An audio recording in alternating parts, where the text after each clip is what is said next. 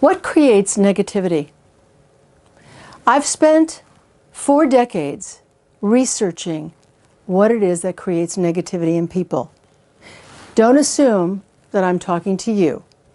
Let's assume that you're not negative, but that you do know someone who's negative. I bet you've encountered some negative people in your path throughout your life. So think about those negative people, and let's focus on what that condition comes from and why it exists in them. Now, there are certain conditions. It could be a chemical imbalance in the person. That could create negativity. Pain definitely creates negativity. A lack of serotonin in the brain absolutely creates negativity. Traumas, childhood experiences, lots of things can create negativity.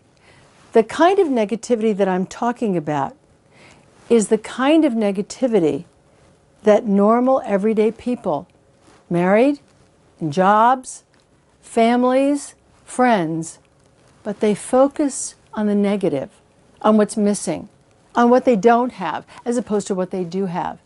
There's a tone of, I can't, we can't, it can't happen. So in 1987, I wrote this book called Negaholics, and I was on Oprah with it, and she liked it very much.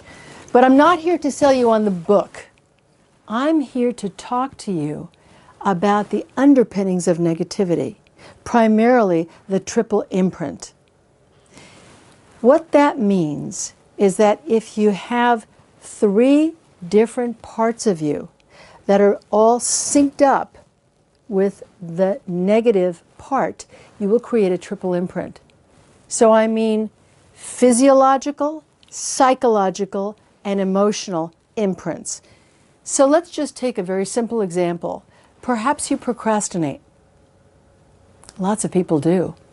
Procrastination is literally putting off until tomorrow or next week or next month or whenever something that I could conceivably do and get done, but I don't really want to. So I delay and delay and delay until at a certain critical point I realize that it's got to get done. It could be studying for an exam or a paper. It could be a project that you have to get done. It's something that you know must get done, but you just don't want to. And the invitations from other people are a lot more attractive than doing that piece of work that you're avoiding. Now, I want us to fast forward to the moment before it's due, the night before. And in that moment, there's a point when you turn to yourself and you say, oh my gosh, I've got to get it done. And I've got to get it done tonight. And you could have a kind of neg-attack. Now, the neg-attack actually does these things. It causes a huge rush of adrenaline plus opiate peptides to flood into your system. That's the physiological part.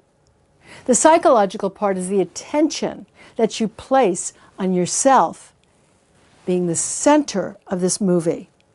And the third part is the emotional part, where you get such a rush about you're not getting it done and the crisis and the panic that's in front of you that you have to do. Now, these are 3 different parts: the psychological, the emotional, and the physiological. When those 3 line up together, it creates the triple imprint. And the triple imprint is what locks in negative behavior. And that's what creates a negaholic.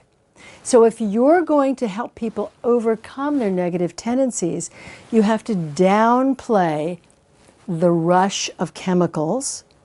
You have to downplay the attention factor. And you have to downplay the emotional rush of excitement.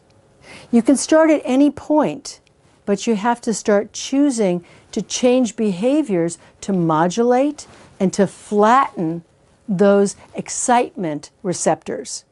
Because the excitement receptors actually create a kind of addiction to that behavior. Now, I happen to think that this is really